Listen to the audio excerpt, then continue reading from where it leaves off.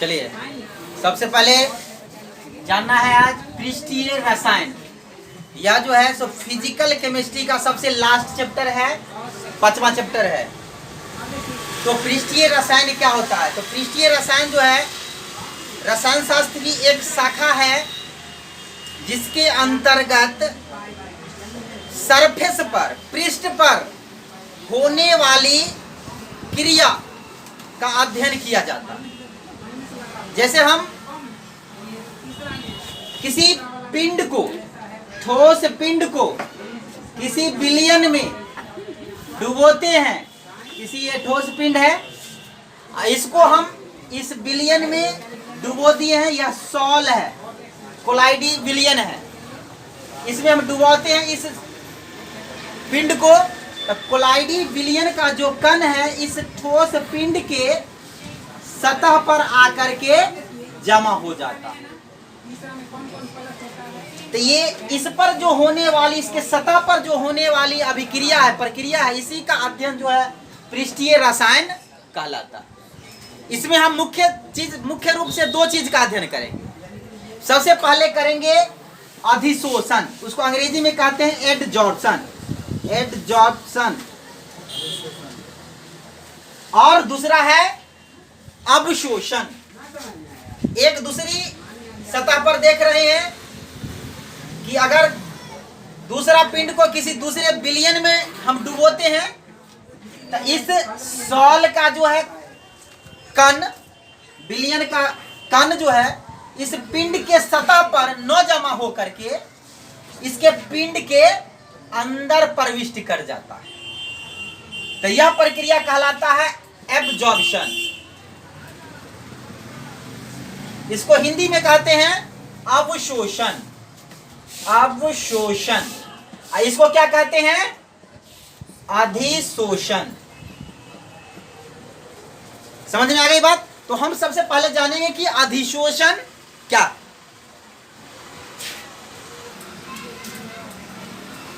तो सबसे पहले हम जानेंगे कि अधिशोषण किसे कहते हैं, एडजॉर्प्शन क्या है।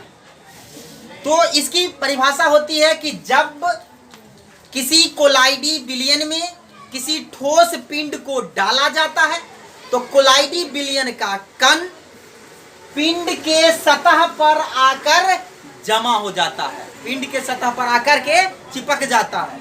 यह प्रक्रिया कहलाता है अधिशोषण। समझे? अब ये एक और बात समझिए कि ये पिंड के सतह पर कोलाइडी सॉल के कण जो जमा होते हैं उसको कहा जाता है अधिशोष्य। समझे? और ये ठोस पिंड को कहा जाता है अधिशोषक। समझे? और ये प्रक्रिया जो होगा इसको क्या कहलाता है? अधिशोषण। आई बात समझ में? ये डायग्राम आप लोग बना लेंगे। अब हम जानेंगे कि अवशोषण क्या होता है। एब्जॉर्प्शन उसको अंग्रेजी में कहते हैं। तो अवशोषण एक ऐसी प्रक्रिया है जिसमें कोलाइडी विलयन का कण ठोस पिंड के सतह पर जमा न होकर ठोस पिंड के अंदर संपूर्ण भाग में फैल जाता है, उसे क्या कहते हैं? अवशोषण कहते हैं। यहां पर देखेंगे, अभी हम बताए हैं कि अधिशोषण जिसमें कोलाइडी विलयन में किसी पिंड को डाला गया है तो कोलाइडी विलयन का कण इस पिंड के सतह पर आकर के चिपक गया। लेकिन यहां पर मैं बता रहा हूं कोलाइडी विलयन में पिंड को डाला गया है तो पिंड के अंदर जो है कोलाइडी विलयन का कण क्या हो गया है? समाहित हो गया है। यहां पर इसके सतह पर जमा होता है और इसके सतह के अंदर तक, पिंड के अंदर तक कण क्या हो जाता है? फैल जाता है। यह प्रक्रिया कहलाएगा अवशोषण। तो ये जो पिंड है यहां पर कहलाएंगे अवशोषक। क्या कहलाएंगे? अवशोषक। और पिंड के अंदर जो कण समाहित हो गया है उसको कहेंगे अवशोष्य, अवशोष्य। और ये जो प्रक्रिया हुई वह कहलाएगा अवशोषण। आ गई बात समझ में? तो चलिए ये डायग्राम बना लेंगे आप लोग।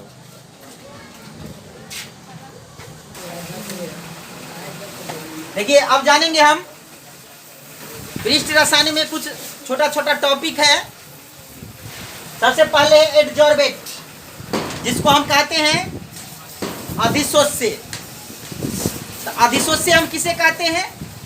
जब अधिशोषण की प्रक्रिया में पिंड पर जो कण आकर सांद्रित होता है उसे क्या कहते हैं? अधिशोष्य कहते हैं। ये आपका हो गया अधिशोष्य। अधिशोष्य की परिभाषा क्या होगी? अधिशोष्य वह पदार्थ है या वह कण है जो ठोस पिंड के सतह पर आकर सांद्रित होता है। समझ गए? चलिए, और दूसरा है अधिशोषक, यानी वह ठोस पिंड जहां पर अधिशोषण की क्रिया होती है।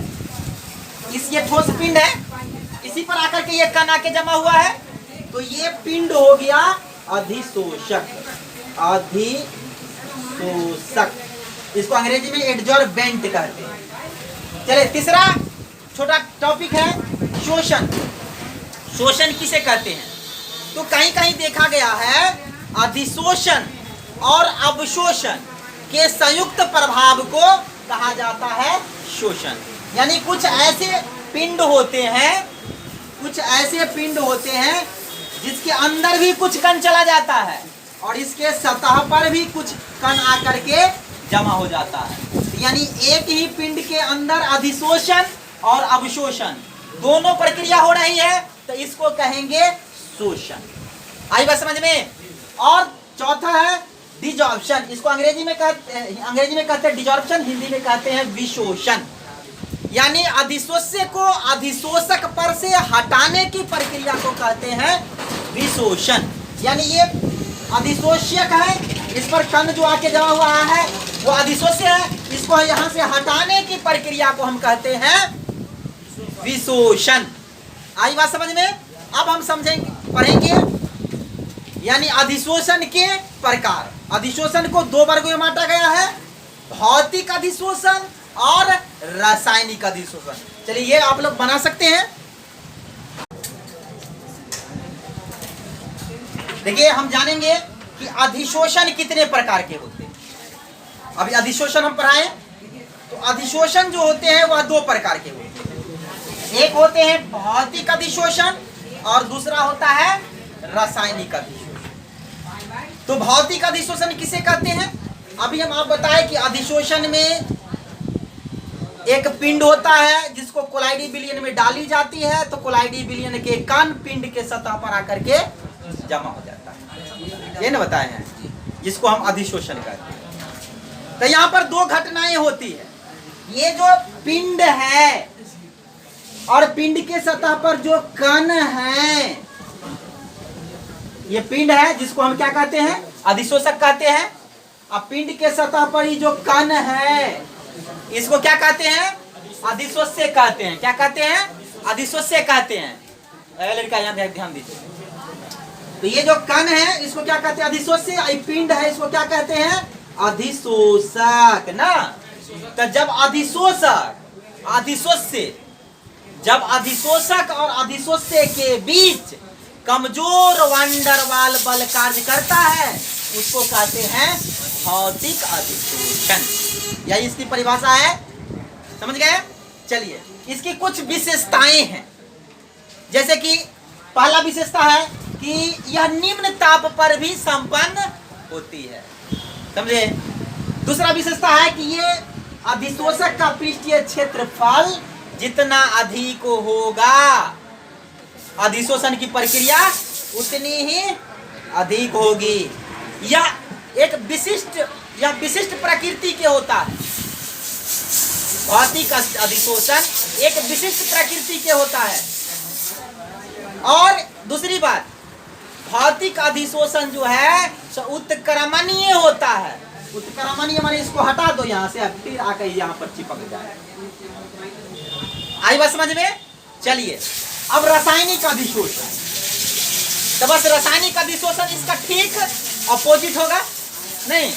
तो रासायनिक अधिशोषण की परिभाषा होगी कि जब अधिशोषक और अधिशोष्य के बीच मजबूत वंडरवाल बल कार्य करता है उसे रासायनिक अधिशोषण कहते हैं। आई बात समझ में? रासायनिक अधिशोषण के कुछ अभिलक्षण है, यह अति विशिष्ट प्रकृति के होते हैं। इसके वंडरवाल बल जो होते हैं से मजबूत होते हैं, यह जो है उच्च ताप पर संपन्न होता है, यह जो है क्षेत्रफल पर डिपेंड नहीं करता है, यह अनुत्क्रमणीय प्रवृत्ति की होती है। आई बात समझ में? ये हो गई आपका भौतिक अधिशोषण और रासायनिक अधिशोषण, ये पूरा आपका ये खत्म हो गया। अब आगे अगला टॉपिक।